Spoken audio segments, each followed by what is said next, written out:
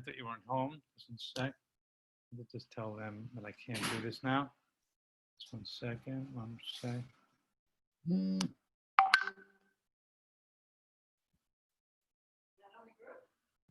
You know, what happened was Amash can't do it, so they wanted to make a group. So I told them I'll do it for 10 minutes. Because I didn't know if you'd be here, but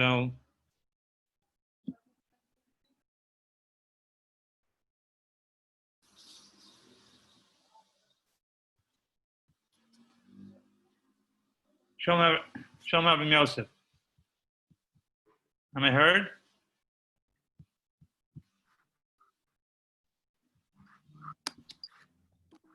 Hi, Rabbi. Can you hear me? Yes, I can hear you. Let me just start. I'm going to post this to Facebook on the yeshiva. Is that okay, or does Rabbi want to do it on his? No, do it by you. I only have 10 minutes. Okay.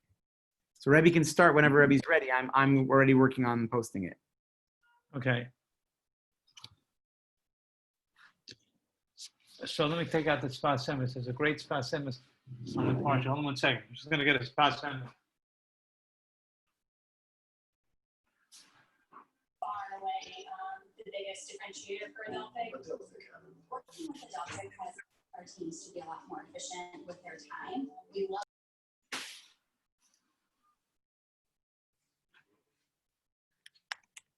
You have to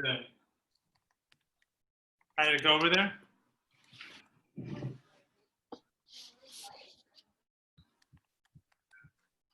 Okay, Shalom Rabbi. I'm going to just do it for a few minutes, and then Rabbi Slavin hopefully will take over. Yeah, Rabbi said I can go a little bit more. So I want to tell you, there's a beautiful, beautiful piece in Shlach.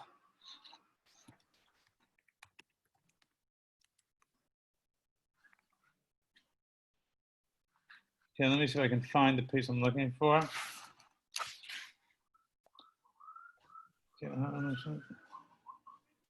Yeah, okay, a great, fascinating. Oh, Shalom. Hi, Howie. How are you doing? Good. How about you? Good to see you. Yeah, good to see you. Good sitting. Yeah, how's your minion going? Good, real good. Thanks. You're schlepping? Yeah. I got a little better selection as some of the shows are reopening. Oh, great. Glad to hear. Okay, good. Okay, and the very first piece in the Sfas Emes. Sfas Emes, again, it's important to know Sfas Emes was the Ger dynasty was started by the Chedush Rim, right? He was a Talmud Rebbe Rabbonim of Pshish, and basically that came from Rebbe Elimelech of Lezhensk. So the first Rebbe was Chedush Rim. He had a grandson. His son was he had many children and he lost them. He had a grandson who was called the Sfas Emes, and out of the Sfas Emes grew a dynasty. The Imre Emes was one of the kings of Poland. He lived in the 30s, 40s. He came to Eretz Israel, and that's why Ger is as big as it is today, because he escaped in the war. And he had 3 sons that became the Rebbe. And then but we have the Sfas Emes. Yeah, good. So we have the Sfas Emes. Sfas Emes is just a remarkable savior. It says like this: but Medrash, I'm doing the first piece. The Medrash Shliach Mitzvah Shenosni Nafsham B'Shlichusa. A Shliach Mitzvah means he gives his life for his shlichus. Right? It means he gives himself over completely. The question is, what does that mean? What does it mean that a Shliach Mitzvah has to give over his life completely?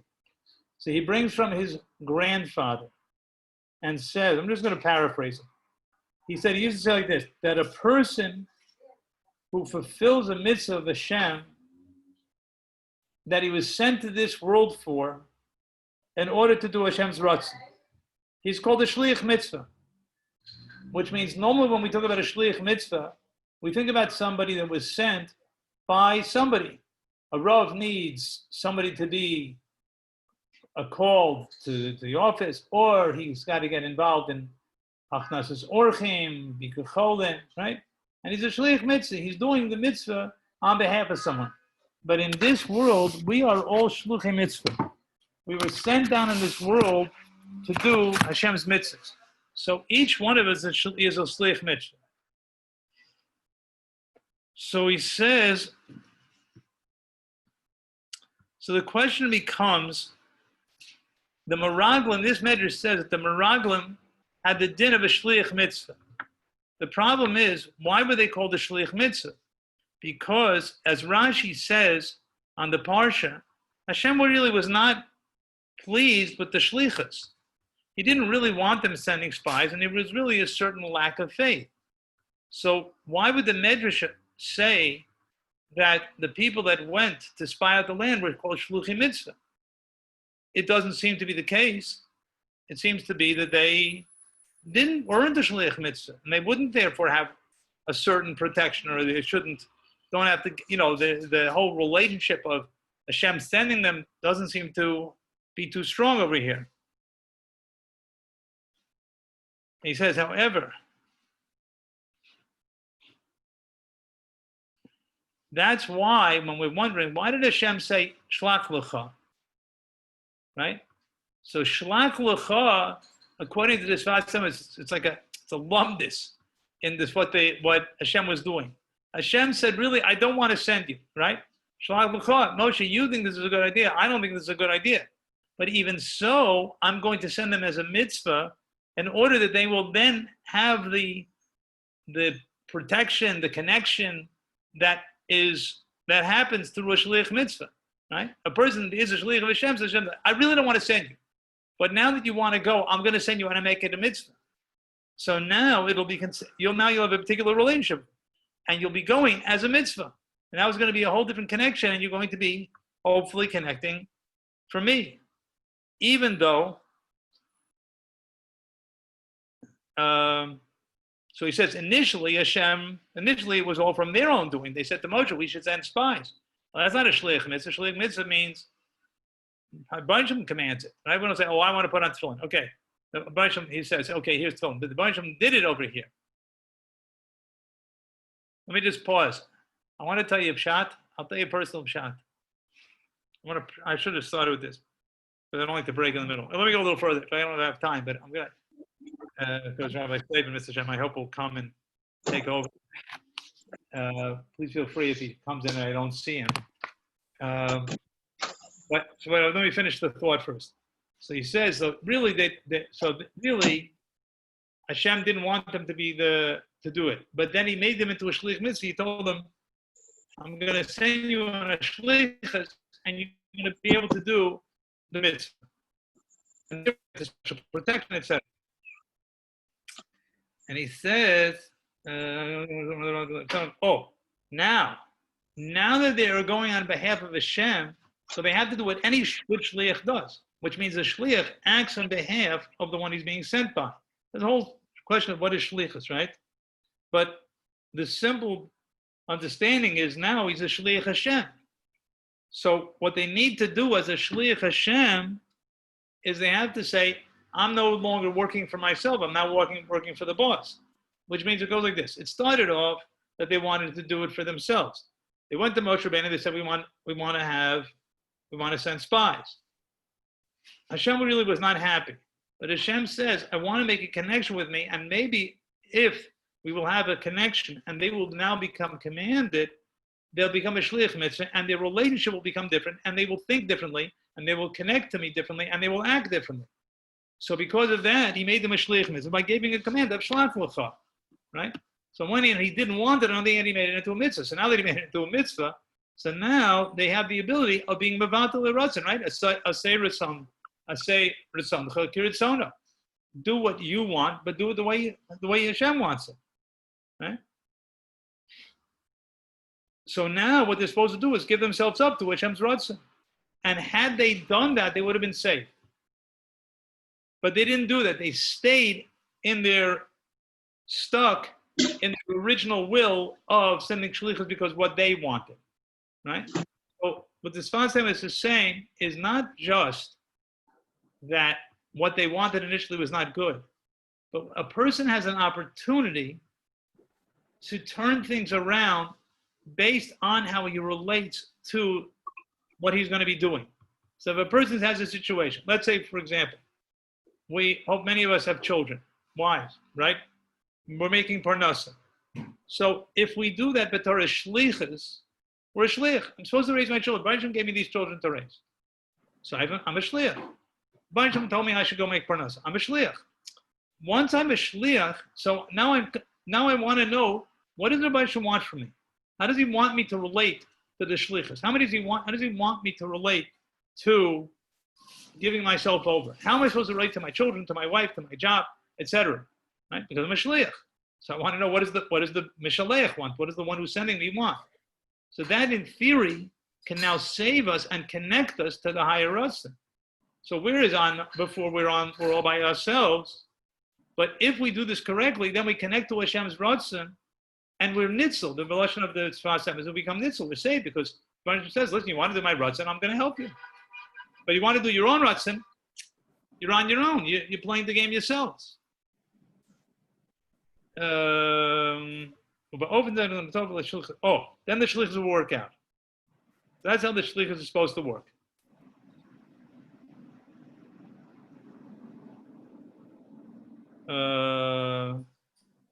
Yeah. Again, please, then if Rabbi Slavin comes on, please tell me, because I really wanted Rabbi Slavin to take this slide. I have some things going on, and also I want to, Marlin B'Kodesh also. But opens that. Let me make one more point. Then he says, "Yeah, I'm listening. I'm here. If you got to go, I don't know if I could continue. Not my limit. If you could be a shliach, no. My son is Avram Moshe is coming in tonight. Wow. Oh. Yeah. No, it's like a kind of like a crazy story, but he's coming in, so we're gonna be like keeping an eye on that one. Okay. Yeah, so if you don't mind. Anyway, it's still the words of a shliach. At one point, the Shas says, I just want to finish with this. Obviously, you can just give me 2 minutes if you don't mind. So again, we're supposed to be a shliach mitzvah. The Meraglim is supposed to be a shliach mitzvah. The Shas says a few places in this parsha that we are all in this world as shluchim mitzvah. The Baruch Hashem sent us to this world to do His ratzon. So in the same way, and he says in a certain piece, that he said, the Meraglim said, we can't do it. They're giants, there's this and that, right? So Baruch said, I didn't ask you if. I asked you how. I mean, you are allowed to send the shliach if the shliach you're allowed to do the shliach if the question is going to be, how are we going to do it? Not if we're going to do this. Now, many of us feel about our situation is, how can I possibly overcome all of my challenges? How am I possibly going to deal with all of the craziness? The family and the parnasa and the COVID and right? And we feel like we can't do it. So Baruch says, I didn't ask that like the shliach, that we do what we do what the Meraglim do. We vote. The Baruch says, I didn't ask you to vote. I asked you to do a job. You can go ask. You can say, how do we do it? What is this a good way? Is that a good way? The tree's big. Is the land good? Is it not? But I didn't ask you, can you? You can because I sent you. Right? So the lesson that Tzfas Emes says is that as Meraglim, what we learn from the Meraglim is that anybody as a shliach mitzvah has an obligation and an opportunity to be matzliach, but he has to make sure that he keeps focused on the fact that he's a shliach and that he can do a shlichus b'siyata d'shmaya, and then he'll be on the right path. Hashem will help. Hashem should help all of us. And like I said, Marlon B'Kodesh, thank you very much for listening. A few minutes now. Have a good night. Hopefully I could do my shlichus. Gewaldig, yesher koyach.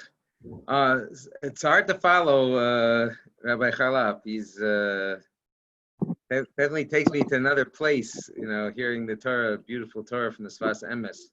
So I had planned another venue of Chassidus, which doesn't have so much of a present day Rebbe, but I think that the Torah speaks for itself. So I would basically want to continue talking about Parshas Shlach.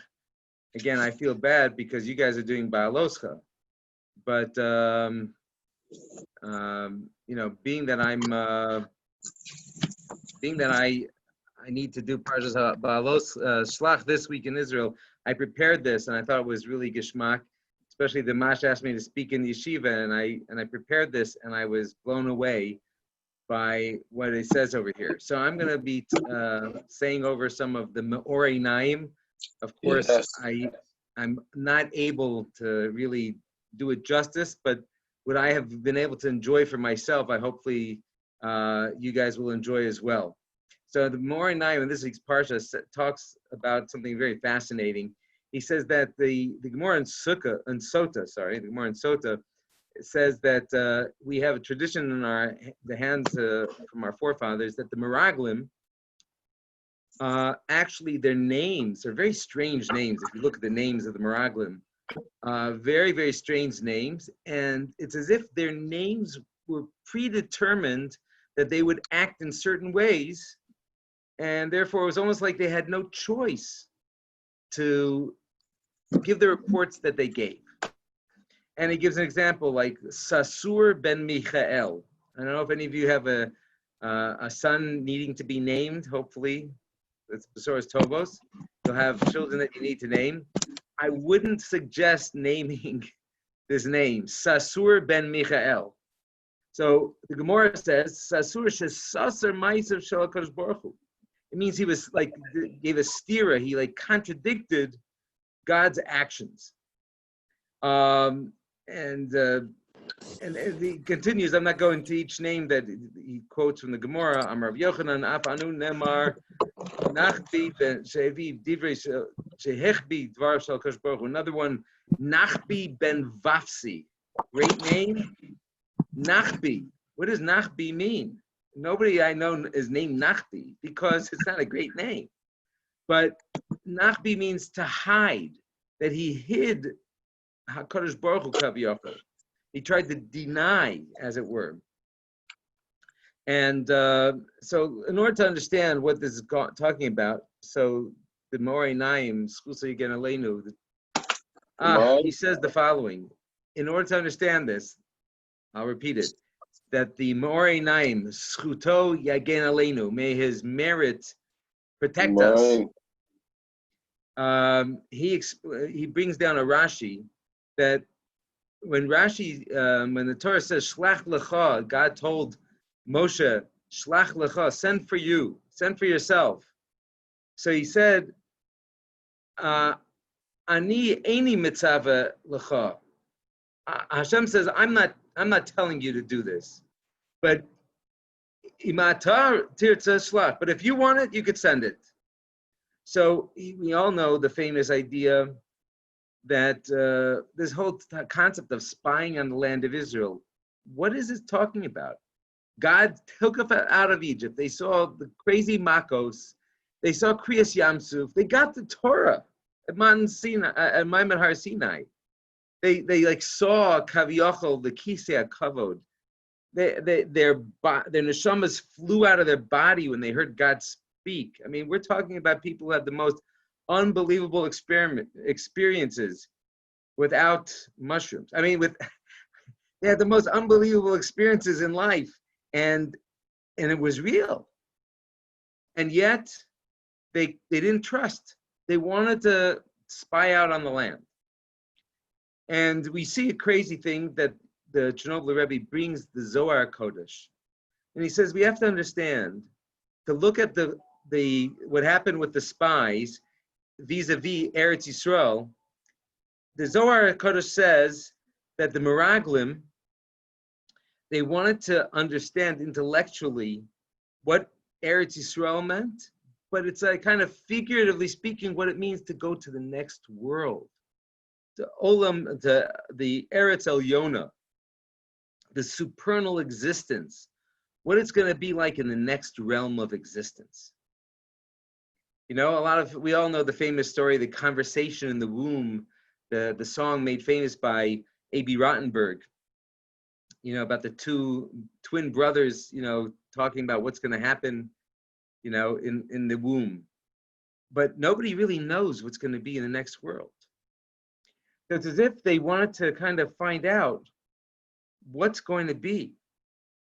So we understand, first, in order to understand that the parable, we're using Eretz Yisrael to understand the world to come. So Eretz Yisrael is a physical kli in order to get us into Olam Haba. Wow, Yaakov. The kli to get us into Olam Haba, it's an unbelievable thing. It's like the vehicle to get us into the world to come. Of course, we all know the famous midrashim that an entryway to Olam, to Gan Eden, is like through Hebron. And they say the famous story about how they went down into the caves and they smelled the fragrance of Gan Eden. It's an entry port or a portal to the Gan Eden. And so we have to understand that Eretz Yisrael means a lot more than just our homeland and our natural, place of living.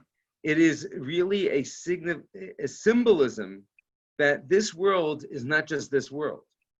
As a matter of fact, they say that Eretz Yisrael is known as Tabur Haaretz, the belly button of the world. No, we're not talking about getting those little pieces of, cotton.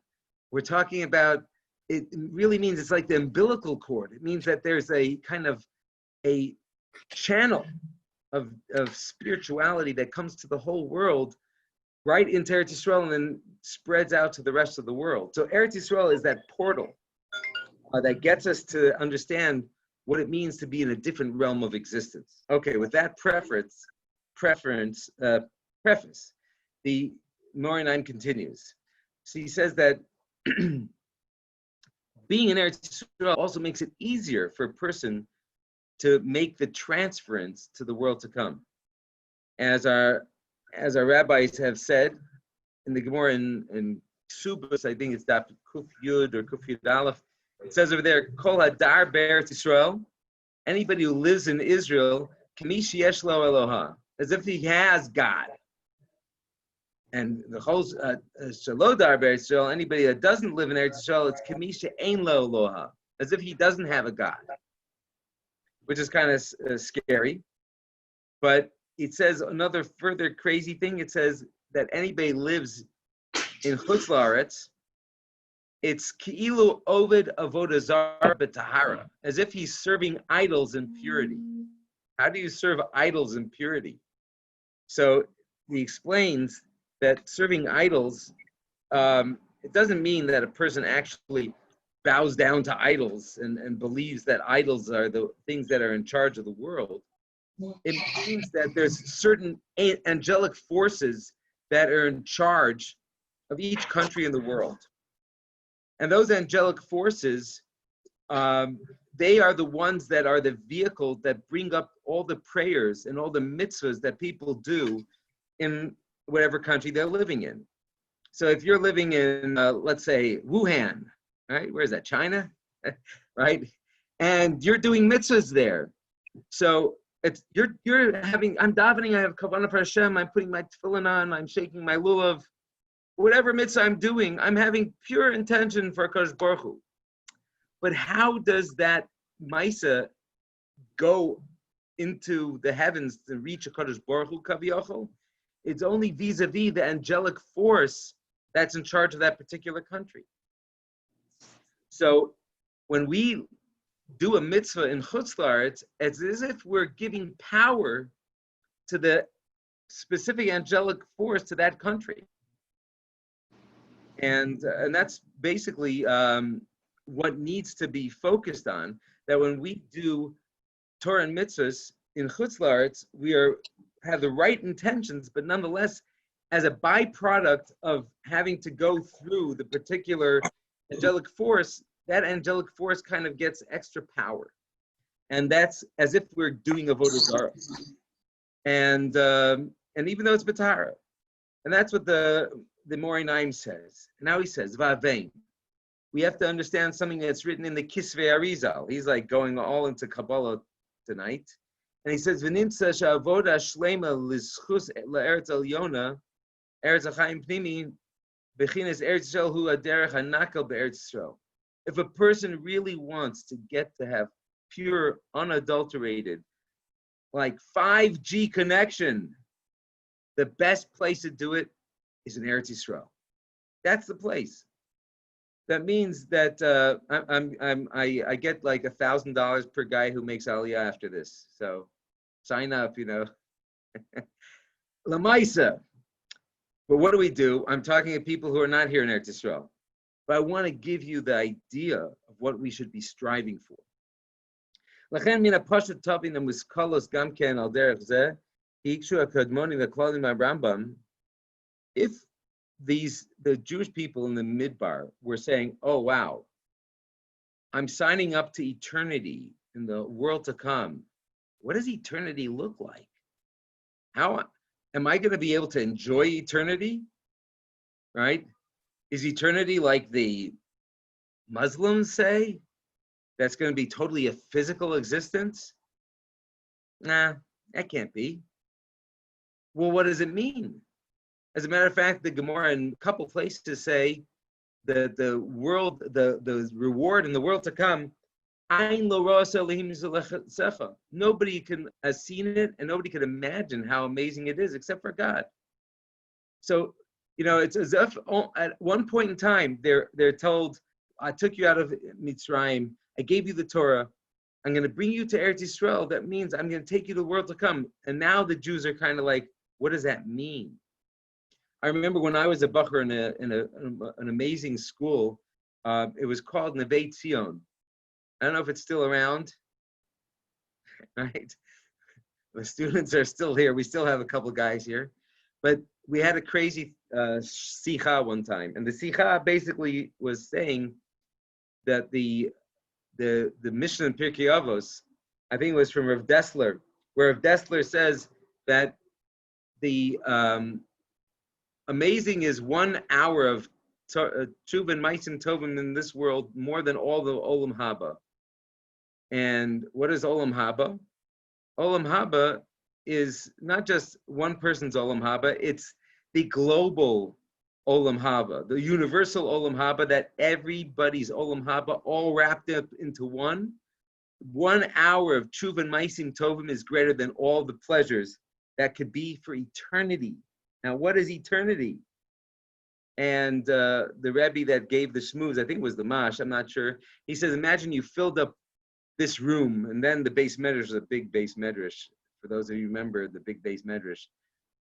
Imagine you filled up this room with poppy seeds, and once a year, a bird would come and take one poppy seed from inside and put it outside till the building was empty.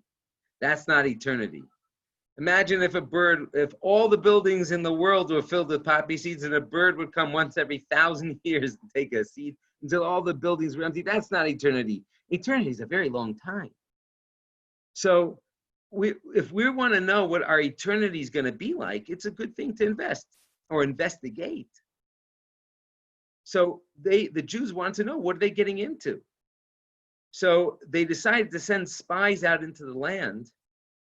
But these spies were it was predetermined. Their names said what they were going to do. So here the Chernobyl Rebbe says that we have to know that the Rambam asked this question. If everything is known to God, because he could see from the beginning of time to the end of time, so when a person is created, God knows whether he's going to be a tzaddik or a rasha. So if that's true, so then how do we have freedom of choice? Famous question.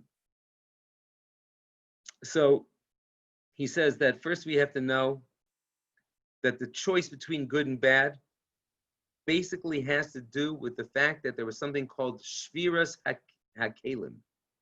Shviras HaKelim means that when God created the world, we'll just take a parable that I think it's written in, it's written in the Kisvei Arizal, I think the Vilna Gaon, in his parish on Safran Ditzniusa, whatever that means.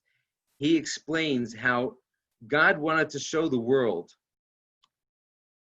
the perfect way the world has to be run. So there's a famous thing that HaKadosh Baruch Hu was Bona Olamos Umachrivam. God built worlds and then destroyed them. Now, I seem to be all over the place. I gave you lots of pieces of information. Hopefully we'll bring it together. So we have to kind of like chill out a little bit. I'm throwing in extra pieces of information. I know by my hearing myself say this, my ADD is going nuts, right? And I'm all out of Adderalls. So please I understand it might be frustrating.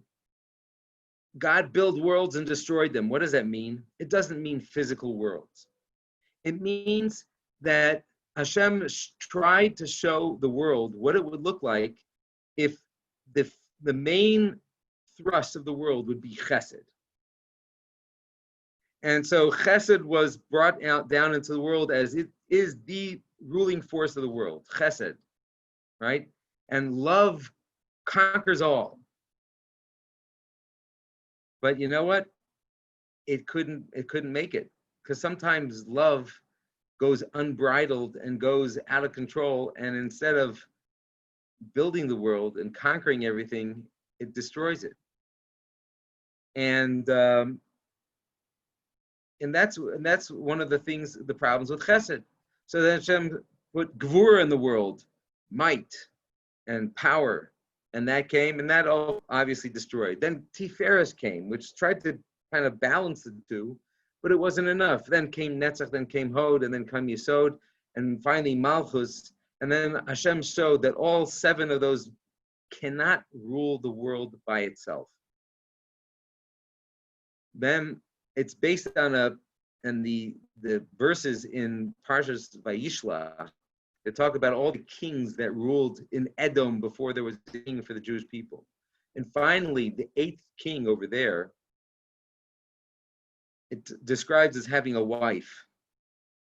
What it basically means is that he was not able to rule as only himself. He had to be able to expand himself and have a partner, Kaviochel. So each one of these midos, basically it says Chesed, Gevura, Tiferes, Netzach, Hod, Yesod, and Malchus all had to work in tandem and together. And when you have the system working like that, that's how the world was able to exist. Now, wow, where am I going with this? So at each one of these junctures and times when Chesed ruled the world and it died, it says that the king ruled and it died. So they describe, this is oversimplified, Shviras HaKelim. These things broke, and as they died, particles of Chesed fell down into this world and need to kind of be reclaimed. All right, so he said that the Shviras HaKelim, that's what creates the potential of good and bad. That's what creates the potential for freedom of choice. Because if it wasn't, theoretically, we could have had a realm where choice would have been, how we say, automated. We would have the feeling that we have freedom of choice, but we really don't. And that's really what we do have, but it is so powerful that at any moment in our lives, we really feel that we're determining our future. I had the choice to click on to join the Zoom tonight, or I could have gone and went bowling, right? Actually, I don't think there's any bowling alleys open in Israel, but whatever, I could have chosen something else besides this. I had a choice. And why do I have a choice? Is because it's hidden from me the fact that there really is no choice. Hashem hides himself in this world and in order for us to be able to have at least the feeling that we're choosing. Okay, so the choice between good and evil all stems from the Shviras HaKelim. I'm not sure if I'm really clarifying that, but it's not necessary for right now. But all these holy sparks, as it were, fell down to lower places, and they became mixed with good and bad. And that's why we have, at any given juncture in time in our lives, to choose something. We have a reality of something that was once good that's in a bad place. And that's really what we are. We are all a chelik elokami mal. We're all entrusted with a spark of God. And we find ourselves in places that are not so good. And being in those places is where we have the choice to choose good or not. And therefore, all these people who were sent as spies, even though it was almost predetermined what they would do, their names kind of indicated what they were going to do in life. So too the Gemara in Shabbos and Daf Kuf Nun Vav says that a person who's born under Mazal Madim, when Mars is ruling in this, in what's the song? The dawning of the age of Aquarius. Mars will be ruling the skies. I don't know if that's part of the song, but that Mars is influencing the world, and anybody born at that specific time, he's going to be a blood spiller. Whoa, he's going to spill blood. That's pretty horrific. So what do? What do you mean? I was destined to be a blood spiller. And therefore, the fact that I spill blood, right? So I want to go and riot and burn down stores and loot, and I was destined to be this way. I was destined to be a blood spiller. So the Gemara says, no, that's not an excuse. God gave you a challenge. But that challenge is because you have that propensity to spill blood, means you have the power to turn that around and use it for something good.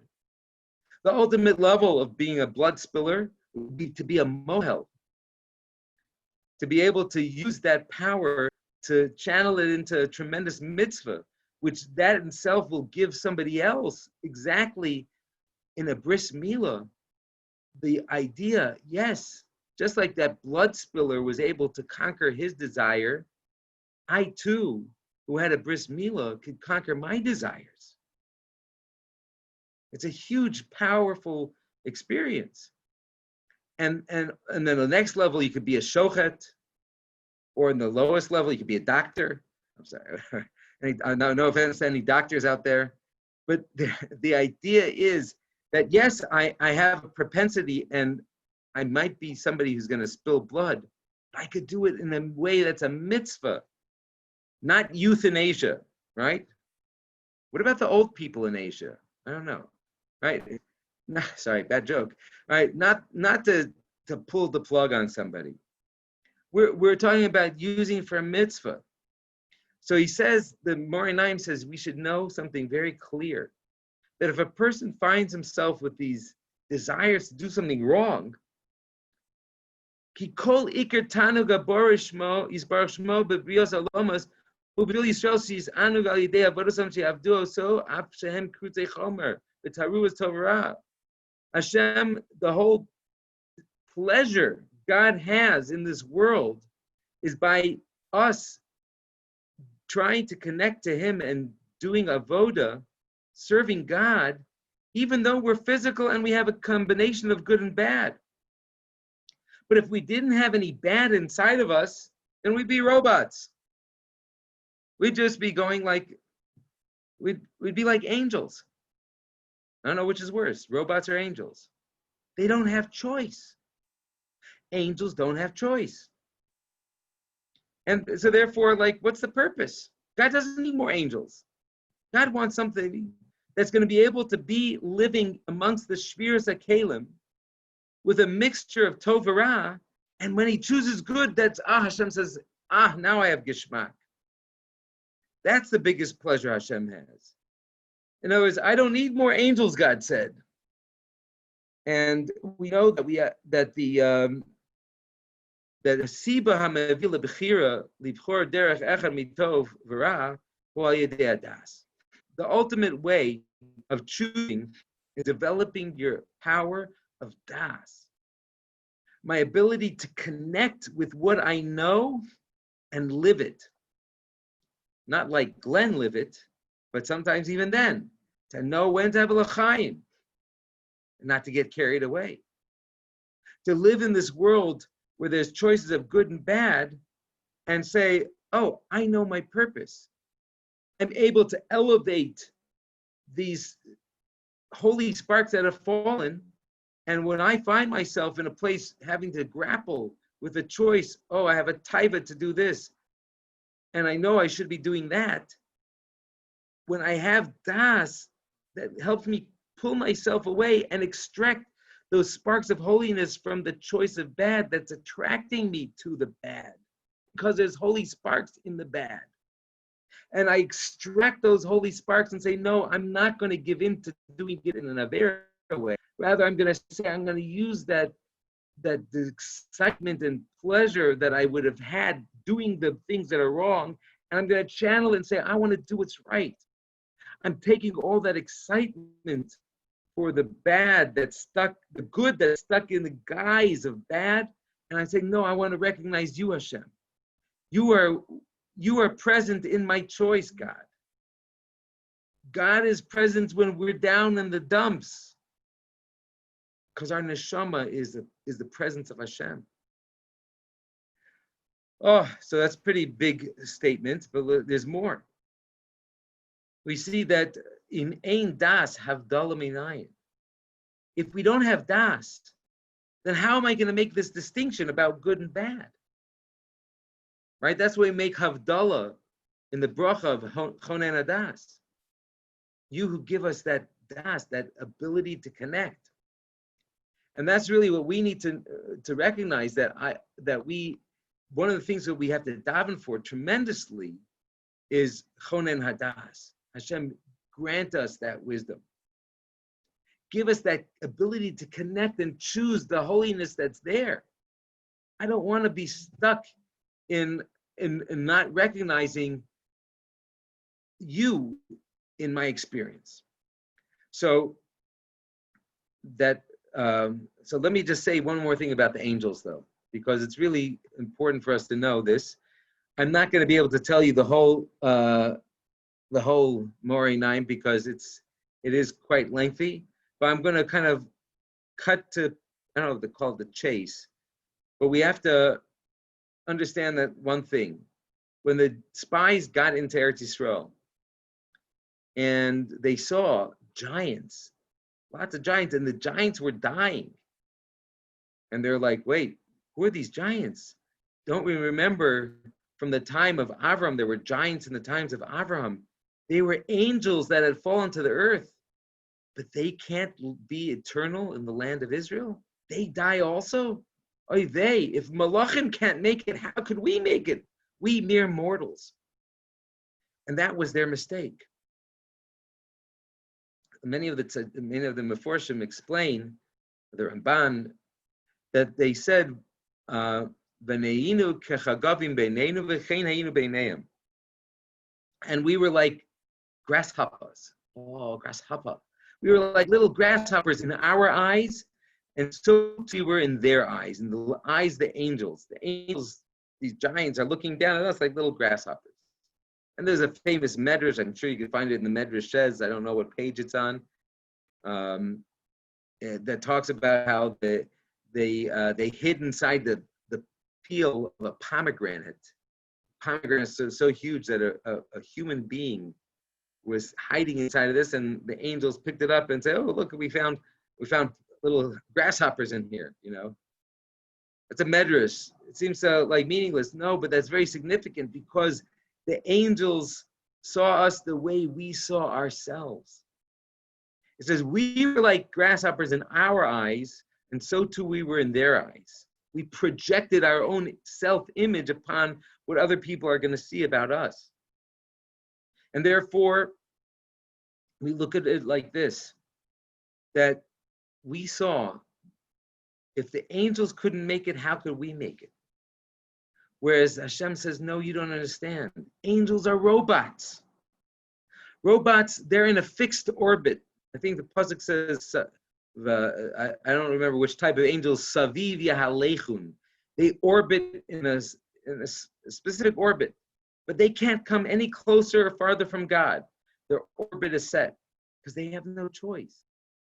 Whereas we see the famous Gemara, for those of you learning Daf Yomi, remember when Moshe went up to get the Torah, and the angel said to God, what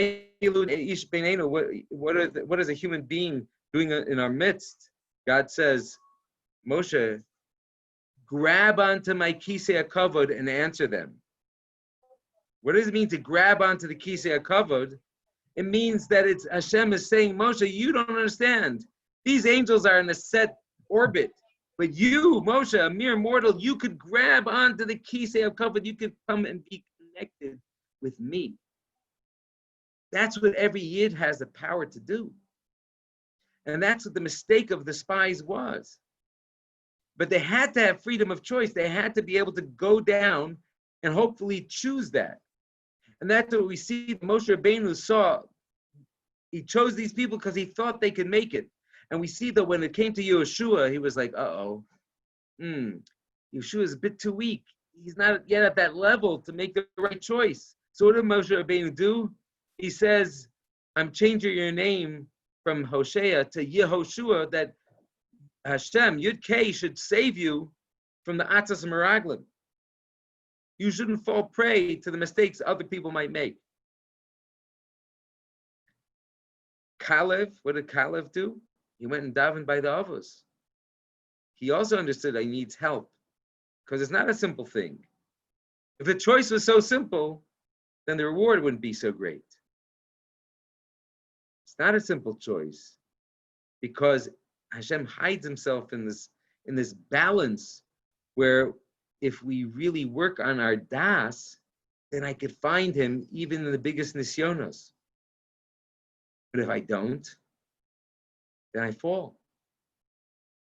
And this is what the power of our challenge is that HaKadosh Baruch Hu is saying that even though we feel that I was dealt a bad hand, the deck is stacked against us, right?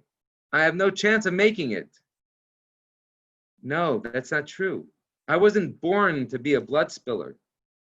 You were born to have the challenge of how to channel that power, to find God in my test. And that's what it's all about. And he says that one other idea, that the das is the ultimate way of choosing. So how do we get das? So number one is we got to daven for it.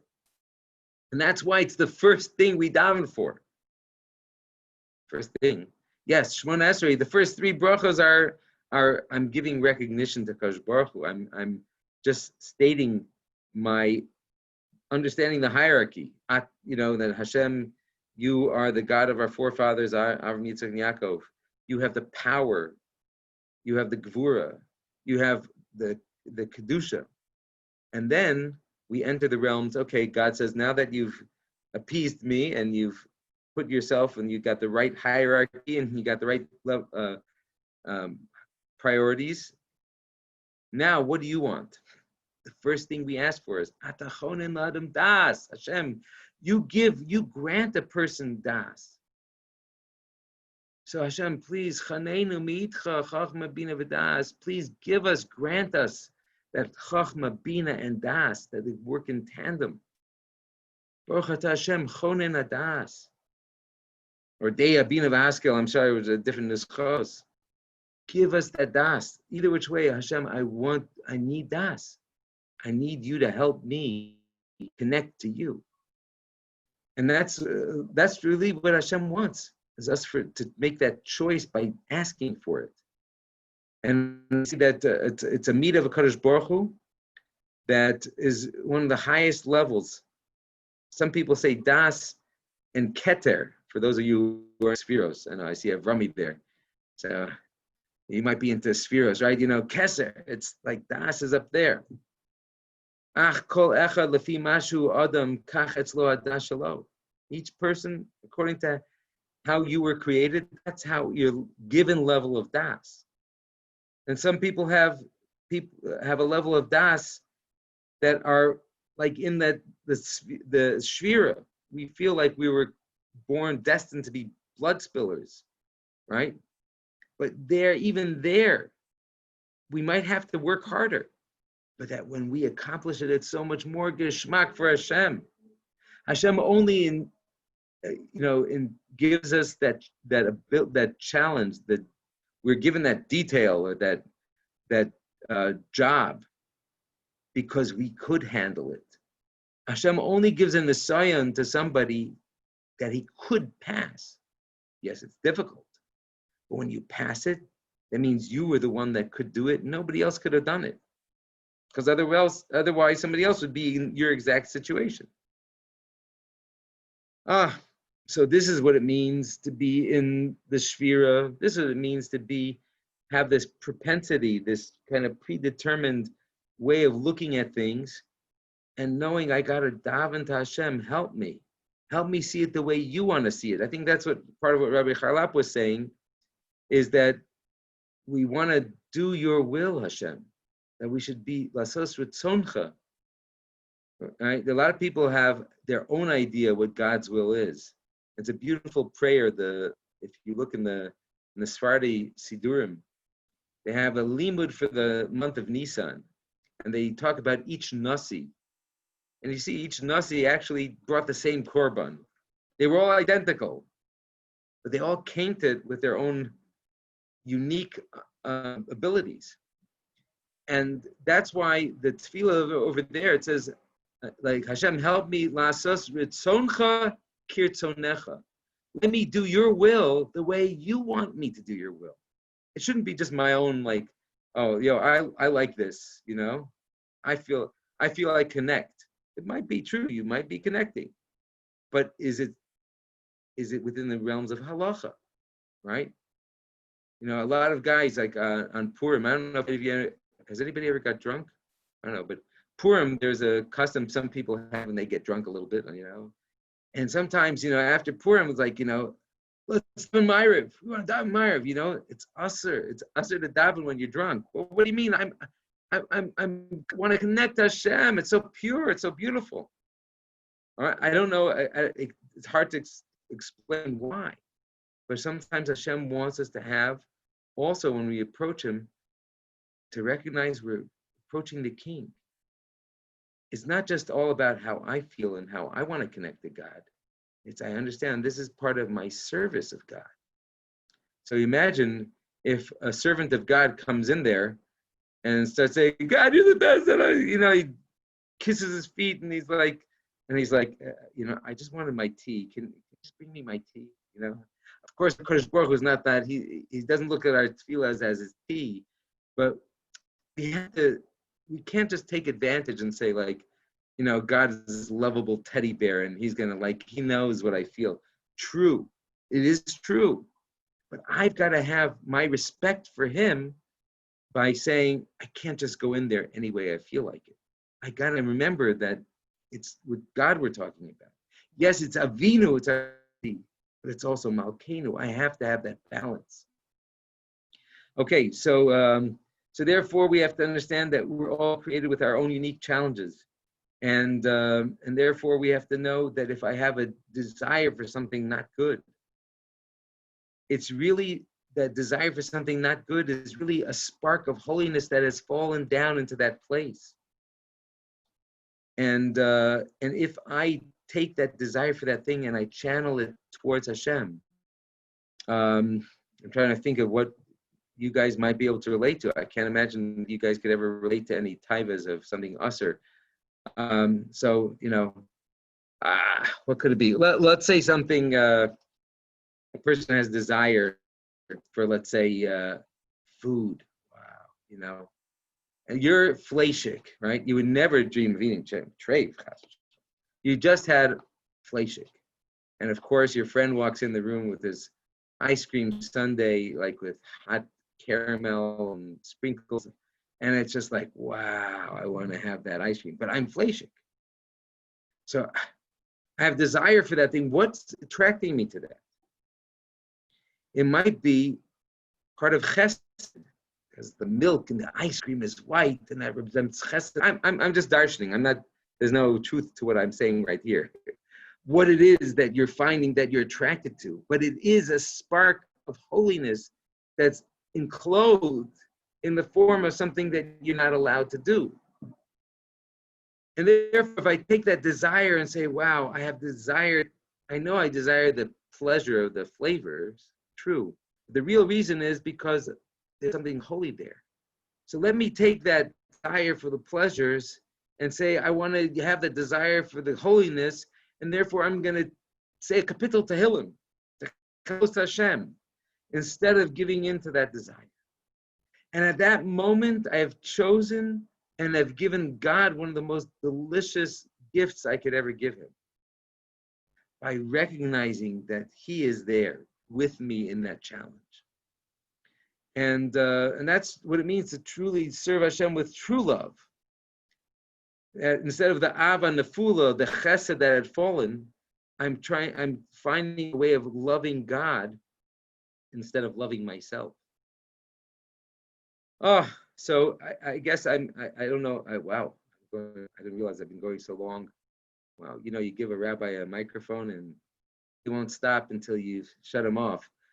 But I think this is something we have to recognize: is that all our challenges, the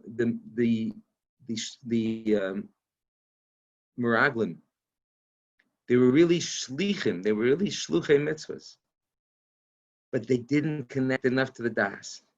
They didn't recognize their own power. In other words, even though Moshe Rabbeinu chose them, they should have felt empowered. God, that Moshe trusts me that I could do this. But instead, they let their Yetzer Hara, of their self-assessment of them being blood spillers, or whatever flaw they might have had, Nachbi ben Vafsi, or Tur ben Michael, whatever name that it is, that they had their unique tendencies to see something on one side, instead of recognizing that's the very challenge that I could overcome and channel it to God. They felt that they were blemished, damaged goods, and I can't really do anything good for God. That was the biggest flaw. And that's what the Ramban says, that we were like grasshoppers in our own eyes. We felt that we're little, we're miniature, we can't do anything, we can't accomplish. And so too we were in the eyes, and therefore we thought the angels looked at us also that way. But really we have to understand that I think it was in the Haftorah last week, or maybe you're going to read it this week. Nasati lecha mahalchim ben ha'omdim ha'ela. Hashem tells the Navi, I have made you a traveler, somebody who could come close, ben ha'omdim ha'ela, amongst those that stand. In other words, the angels are standing at a set distance in their orbit from HaKadosh Baruch Hu. They can't get any closer. But every Jew is mahalech, made you mahalchim, that you could grab onto the kisei hakavod. And the way to do that really is Moshe Rabbeinu. He's Das. What does Moshe Rabbeinu represent? He represents Torah. The more Torah I learn, the more I get in touch with this ability that I have to choose to hold on to the kisei hakavod and say, Hashem, you're right here with me in this nisayon. I have this nisayon to do something wrong. Hashem, I'm holding on to you. Teach me some Torah. Let me learn a Mishnah. The Mishnah is the letters that spell it, neshama. It's going to charge my neshama to say, I'm not that aspect of my neshama that might have a tendency to something wrong. I'm in this aspect of my neshama that is chelak elokami ma'al. God, you entrusted me. I should be empowered, that you have faith in me. And therefore I'll choose the right thing. So Hashem should help us all in Yonas. When we want to wonder what this world to come is going to be like, we'll never really know till we get there. But we have to know that right now, we have the most unbelievable choices to make. And each one of our choices matter, right? Jewish choices matter, right? Right? What we do matters. And Hashem should help each and every one of us be in, can you turn that off? Well, I get a challenge right here. That each choice we make really makes a significant difference to the whole destiny of the world. We say that the whole world is in a balance, and we have to remember, if we choose and do that mitzvah at one point, we could tilt the whole scale of the world into the aspect of schus, and that could be the thing that brings Mashiach. So Hashem should help each and every one of us have the courage to recognize the neshama part of us. That's our ikr part. And that we should all make those choices, and that will bring us closer to the Bias Goel Tzedek, B'mheira B'yameinu. Amen. All right, I don't know if there's any questions, if we're supposed to do questions or not, but if you want to ask questions, I have another like 20 minutes that till I have a chavrusa, so I could answer questions. I don't know if I can, I'll try. But okay, any questions? Jacques. Definitely got questions. Okay, let's hear it. Rabbi Slavin, now that we're on the topic of the Moranayim, I told over a story to a friend of mine the other week, and he completely poked the hole in there. I was wondering if you could help me settle the matter. Are you familiar with the story with the encounter of the Moranayim and Mashiach? You know what? I don't know. I'm not really familiar with stories, so I mean I like stories, but I don't remember that story. In other words, if the story is written in the Moranayim, I think I would have seen it, but I don't think I recognize the story there. I don't remember it. Is it there? If you can tell me where it is, I could look it up. It's not in there, no. This is okay. So, see, I unfortunately a lot of hearsay is something that unfortunately a lot of Hasidus in general is fraught with this type of back and forth about, oh, my Rebbe's so great, and he was Mashiach, he could have been Mashiach, So I really don't know what to tell you about these stories. I have a vague recollection of a different story by the Moranayim, but I don't remember that story. So if you can... It's a very short story. The Okay. Moranayim greets Mashiach. I don't know how he got there.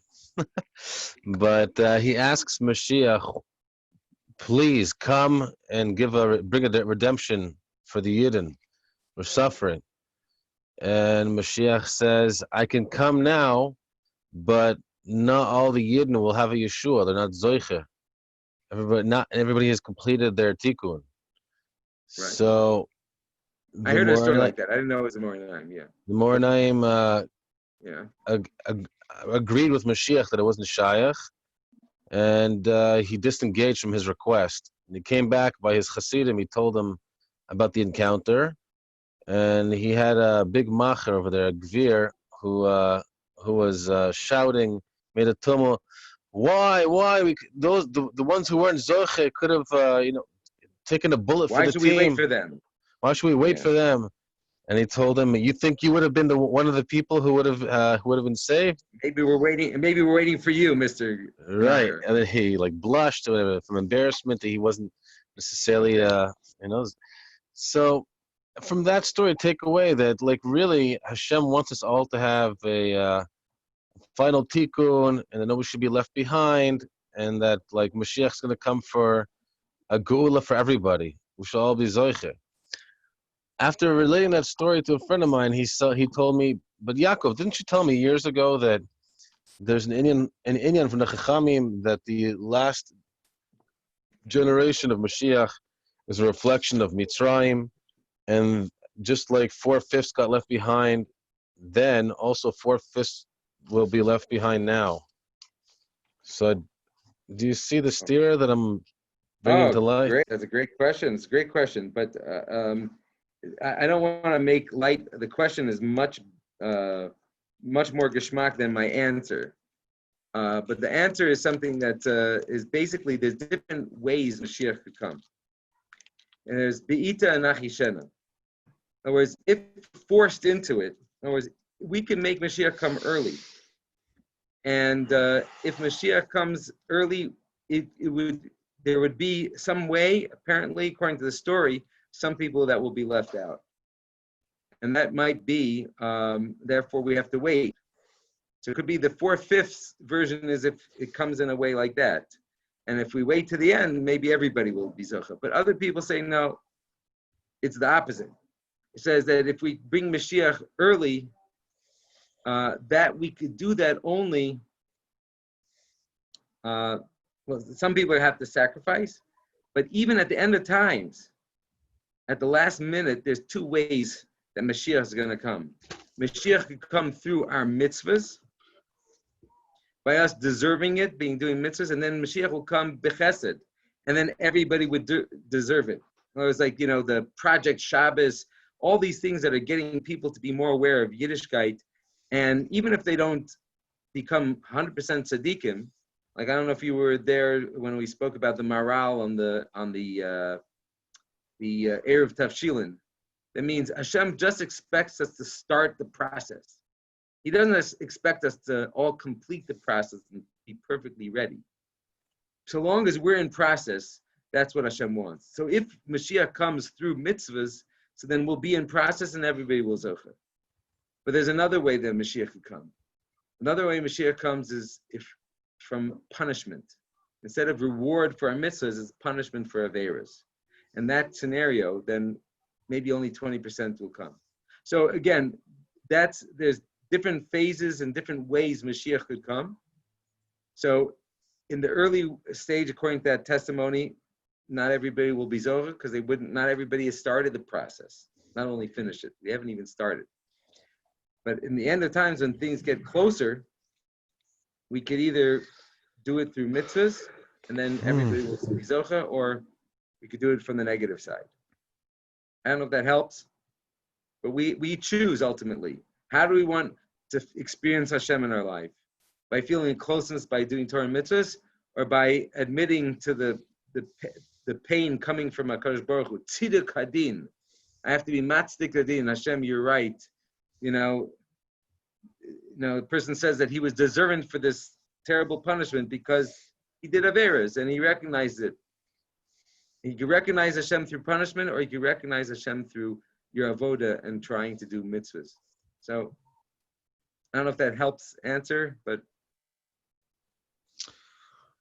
it would help answer the question if I've got to if I viewed the story from a different angle, that it wasn't a bargain that Moroni made with Mashiach.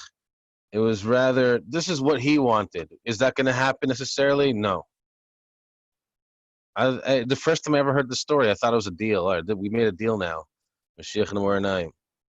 This is how it's supposed to happen. But I guess I assumed. Again, is that there's certain things that Kodesh Baruch Hu, plays a role in this also. True, that's true.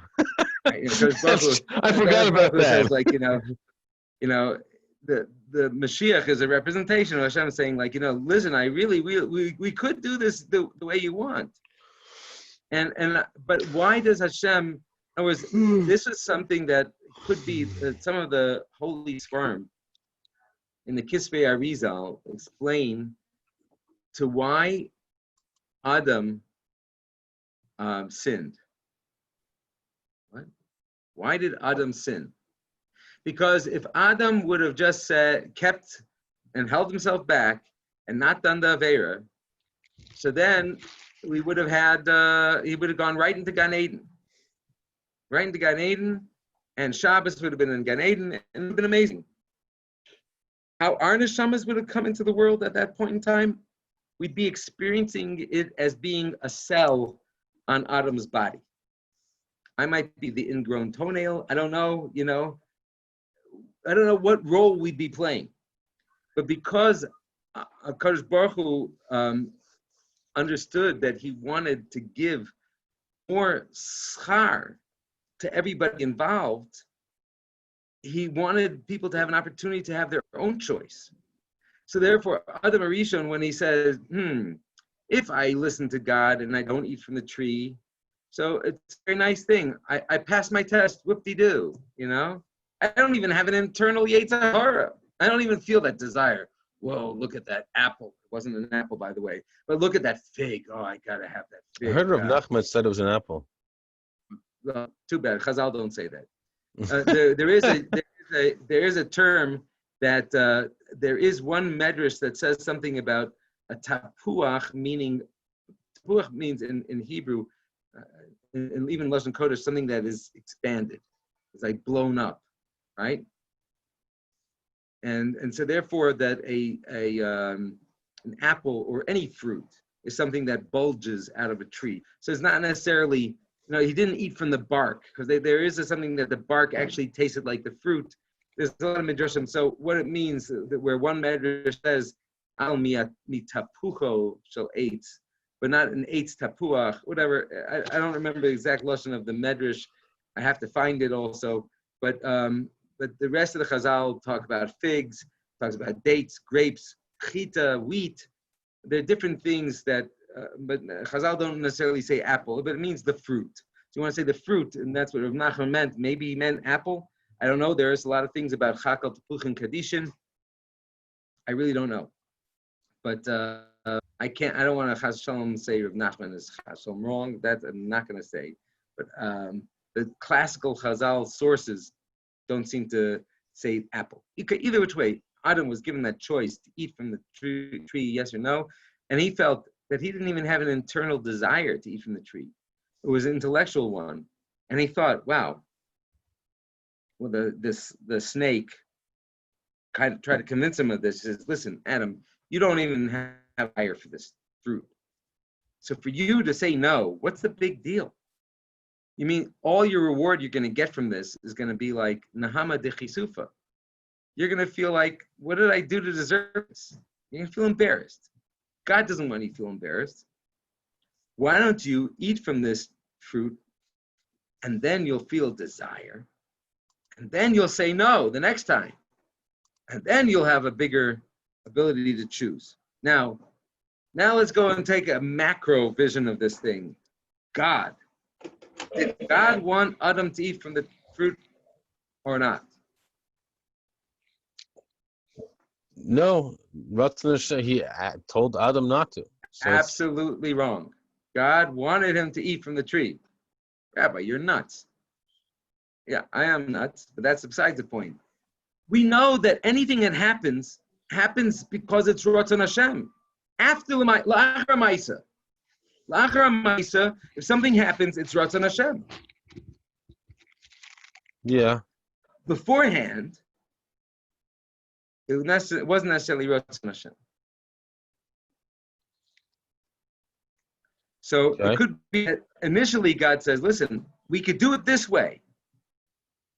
But if you choose to do it the other way, we'll make good out of this. And as a matter of fact, we're going to have to make 6,000 years of neshamas come to the world with the craziest challenges.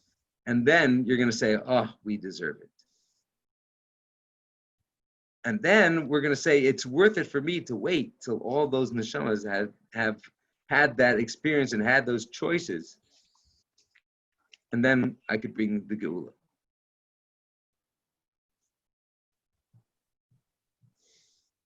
I don't know if that makes any sense. All It right, does. I'm conflicted. I had a moment a few months ago where it dawned on me, like, why did Hashem send us to Mitzrayim? Bichlal, like, yeah, it was Rechush Gadol. Get this, a lot of good stuff came out of it, and just many mushals to explain, the Indian of Mitzrayim. We learned from Rav Chaimwitz. He taught us that, it was like a whole process of refinement, to bring it to, so we could be able to receive the Torah properly, be proper of the Hashem. And I've seen many times in Chassidus, specifically, time and over and over again, from the Tosha Rebbe saying that Hashem doesn't treat us like test subjects. He doesn't torture us. But these generations upon generations upon generations, starting with Mitzrayim, of all this affliction, and when it come out of it, we're going to say, oh, look what we have now, it was all worth it. But it's just like, it's so painful. Does it have to be only this way? It seems yes, based on the concept of Nahamad Chsufa, but... Well, I'll tell you like this. There's many different. I've had many. It's interesting that you bring this up because every year comes Pesach, I revisit this whole sugya again and again. By the way, it's just me and you, Rabbi. Oh, Yaakov. And okay. So every year you go through this, to these feelings every Pesach, yeah. And one of the things that I try to get a new shot in why I'm happy that Hashem put us in there. Why I have a Karza Tov. And each year I come up with different things. This year I had the most geschmack thing. But I'll tell you, with all that was going on, I did not write it down, and I feel like I kicked myself in the head. I don't know how I do Yeah. that. I'm not so dexterous Yeah, nowadays. but But not good at writing. Yeah. you know, they say that if you have a chiddush, the Zohar Kodesh says if you have a chiddush, you don't write it down. There's a terrible din. And so, you I know, saw in I feel bad. Sefer Hopefully, I Chassidim daven brings that down. I should be zocher to get it back because I really said, oh, that really is geschmack. That's a really good one. Like I had a whole mahalach and how that, you know, Hashem had to, he created us with this flaw because we have that ability to, I'm in the middle of speaking to somebody. Sorry, my child just asked me a question. She didn't realize I'm in the middle of a mass shear. So the idea is, again, kind of like what we said tonight, is recognizing that we are basically empowered with being given that ability to go into the lowest levels and to reclaim those sparks. It's kind of like the thing with the Meraglim. I had a certain diukim. I don't remember the diukim I had, but in other words, we had that ability. God entrusted us with that. It's kind of like that, but I had some specific things that made it more geschmack, but I don't remember it offhand. So please forgive me. I have a chavrusa in 10 minutes, and I have to eat dinner. So I'm gonna beg your Rabbi forgiveness. sharing. If you don't mind that I feed you through the thing, your drink. Hey, B'ezras Hashem, we should be able to mach simchas together in Eretz Kodesh, all of us, all Amen. Ganzi, Amen. in Amen. the final Suda by the Leviathan. We've been sitting in the sukkah with the skin of the Leviathan, eating the flesh of the Leviathan. Unbelievable. Pickled Leviathan. It's pickled, yeah? Yeah, it says Kadosh Baruch Hu, Malcho. He salted it. Okay. All right. Salted it.